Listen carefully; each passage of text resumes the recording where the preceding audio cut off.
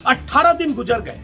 18 दिन पहले यूपी के लखीमपुर में केंद्रीय गृह राज्य मंत्री अजय मिश्र टेनी के बेटे आशीष मिश्रा के काफिले से किसानों को कुचला गया था। कुचलने के वीडियो सबूत, कुचले गए लोग, बच गए लोग, वहां मौजूद लोग जो उस कुचले जाने के बाद इस दुनिया में नहीं रहे, उनके परिजन रिश्तेदार, वो तमाम गवाह मौजूद हैं। लेकिन 18 दिन बाद जिस ढंग से जांच हो रही है, उस जांच को देखते हुए सुप्रीम कोर्ट को कहना पड़ा 20 अक्टूबर यानी कल कि जांच जिस ढंग से हो रही है उससे लगता है इरादतन देरी कर रही है यूपी सरकार। ये आज के अखबारों की हेडलाइन, आप जांच से पीछे हट रहे हैं, ऐसा है तो अभी से हट जाएं। सुप्रीम कोर्ट को कहना पड़ा जांच धीमी है, इमेज बदले यूपी सरकार। और यह क्यों कहना पड़ा सुप्रीम कोर्ट को? क्योंकि सुप्रीम कोर्ट ने लखीमपुर कीरी कांड के बाद जब मामले ने तूल पकड़ा, दो याचिकाकर्ता ने सुप्रीम कोर्ट में याचिका डाली। सुप्रीम कोर्ट ने सुनवाई करते हुए सीधे सीधे यूपी सरकार को पूछा, पूरी घटना की स्टेटस रिपोर्ट मांगी, कितने लोगों की मौत हुई, कैसे घटना हुई, कितने लोगों के खिलाफ एफआईआर है, कितनी गिरफ्तारियां हुई, आप स्टेटस रिपोर्ट दें। यूपी सरकार ने स्टेटस रिपोर्ट सुप्रीम कोर्ट में सौंपी, लेकिन उसके बाद भी सुप्रीम कोर्ट ने कहा इस स्टेटस रिपोर्ट से हम संतुष्ट नहीं हैं और अगली तारीख मुकर्रर हुई 20 अक्टूबर यानी कल। सुप्रीम कोर्ट की फटकार के बाद केंद्रीय गृह राज्य मंत्री आशीष मिश्रा के बेटे की 12 घंटे की पूछताछ के बाद गिरफ्तारी तो हुई। गृह राज्य मंत्री अपनी कुर्सी पर आज भी काबिज है। बाप मंत्री है, बेटा गिरफ्तार हुआ, बेटे के वो तमाम दोस्त जो उन गाड़ियों में थे। सुप्रीम कोर्ट की चिंता यह है कि इस रफ्तार से, अगर इस तरीके से अगर यूपी सरकार जांच करती है तो यह तरीका संदिग्ध है। और यह साफ साफ कल सुप्रीम कोर्ट ने यूपी सरकार को फटकार लगाते हुए कही। क्यों कहना पड़ा ये? इसलिए क्योंकि जब गुंडा, गुर्गा, गुनहगार, अपराधी भाजपा से जुड़ा हो और उसका बाप केंद्रीय गृह राज्य मंत्री हो, जिसे बचाने की कोशिश में प्रधानमंत्री खुद लगे हो, अमित शाह का नंबर 2 है, लेकिन अमित शाह नहीं चाहते हैं कि गृह राज्य मंत्री की छुट्टी हो, वो भी तब जब गृह राज्य मंत्री के बेटे पर इतने संगीन आरोप है। अगर ये सब है तो पुलिस की क्या मजाल कि उस सख्ती से, उतनी तन्मयता से, उतनी ईमानदारी से काम करे जैसे बाकी मामलों में होता है। यूपी में क्या हुआ? आगरा में वाल्मीकि समाज के एक गरीब आदमी की, सफाई कर्मी की मौत हो गई। कहा गया उसने कुछ पैसे चुराए थे, पैसे की रिकवरी हुई और उसके बाद उसकी गिरफ्तारी हुई और मौत हो गई। वो मौत संदिग्ध है, उस पर 100 सवाल है। एक गरीब आदमी आरोपों के घेरे में होता है, तब पुलिस का रवैया देखिए। जहां उस पर लगे आरोपों की पुष्टि नहीं हुई, उसमें 100 छेद हैं उस पर जो आरोप लगे, और एक तरफ मंत्री पुत्र बहुत मुश्किल से गिरफ्तार होता है 12 घंटे की पूछताछ के बाद। मंत्री अपनी कुर्सी पर बैठा है, आज भी 18 दिन बाद भी। आज के अखबारों की सुर्खियां देख रहा था दोस्तों।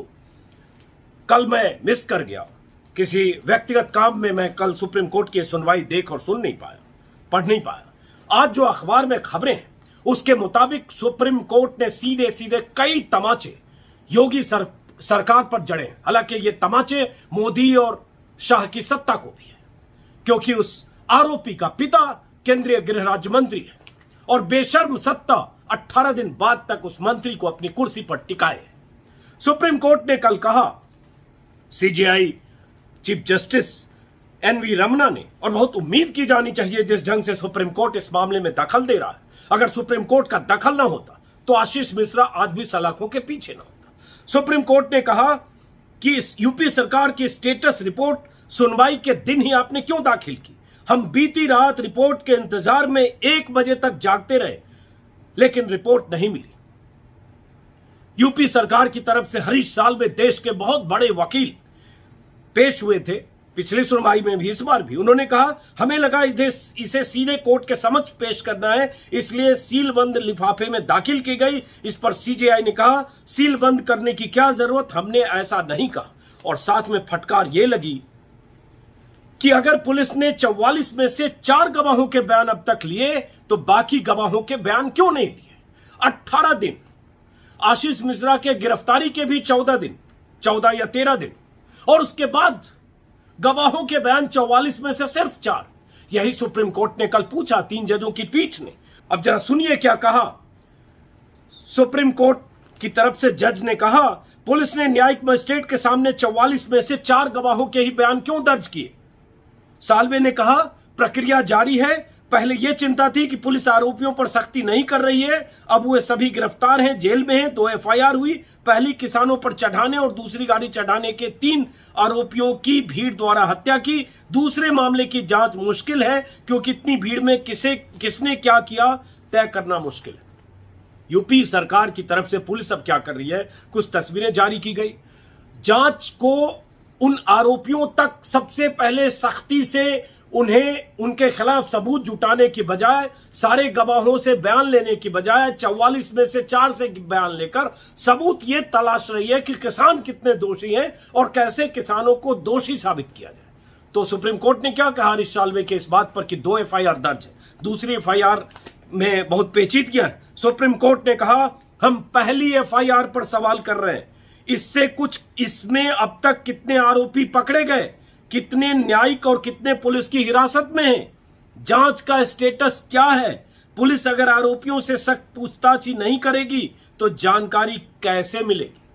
साल्वे ने कहा, 10 आरोपी गिरफ्तार हुए हैं, इनमें से 4 पुलिस और बाकी न्यायिक हिरासत में। सुप्रीम कोर्ट ने कहा, 6 न्यायिक हिरासत में क्यों है? क्या पुलिस ने उनकी हिरासत मांगी या सीधे न्यायिक हिरासत में भेज दिया?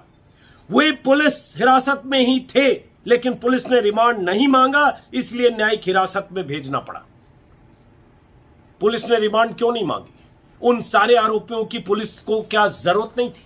क्या पुलिस सिर्फ रिक्रिएशन करके पूरे मामले का सबूत मान ले रही है, जुटा लेगी?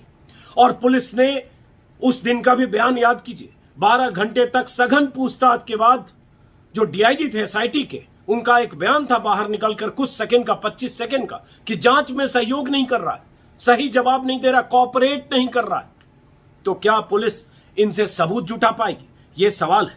और सुप्रीम कोर्ट की चिंता, उस चिंता में जो 3 जजों की पीठ ने जितने सवाल किए, वो सवाल इस ओर इशारा करते हैं, जैसे चीफ जस्टिस ने कहा, जब उनसे कहा गया, जब उन्होंने एतराज दर्ज किया कि अभी स्टेटस रिपोर्ट क्यों आई, कल रात भर हम इंतजार करते रहे, 1 बजे तक जागते रहे कि रिपोर्ट आएगी, मतलब 19 की रात, 19 अक्टूबर की रात, क्योंकि 20 की सुबह सुनवाई थी। वो चाहते थे, सीजेआई और जजेस चाहते थे कि जो स्टेटस रिपोर्ट है वो पढ़ ले पहले, लेकिन स्टेटस रिपोर्ट सुबह कोर्ट खुलने के बाद उन्हें मिली, उसी पर नाराजगी थी। तब उन्होंने कहा, जो हरीश साल्वे ने कहा कि ठीक है अगली तारीख तय कर लेते हैं, तो कोर्ट ने कहा कि नहीं, अभी स्टेटस रिपोर्ट देख लेते हैं और सुनवाई शुक्रवार तक नहीं टालेंगे, रिपोर्ट अभी पढ़ेंगे। आपने 44 गवाहों को परखने की बात कही है, क्या सभी के बयान दर्ज किए गए? फिर वही साल्वे कि अभी जांच और पूछताछ चल रही है। तो इस रवैये से, सरकार के इस रवैये से नाराज चीफ जस्टिस ने कहा, पूछा, अभी तक सबसे अच्छे गवाह कितने सामने आए? क्या उन सबके बयान मजिस्ट्रेट के सामने दर्ज किए गए? तो गरिमा प्रसाद, जो यूपी सरकार की एडवोकेट नुमाइंदगी कर रही थी सुप्रीम कोर्ट में, उन्होंने कहा, दशहरा की छुट्टियों की वजह से बयान दर्ज नहीं कराए जा सके हैं, सभी 4 गवाहों के ही बयान, माफ करें, अभी 4 गवाहों के ही बयान दर्ज किए गए। जस्टिस कोहली ने कहा, दशहरा की छुट्टियों के दौरान आपराधिक अदालतें बंद नहीं होती।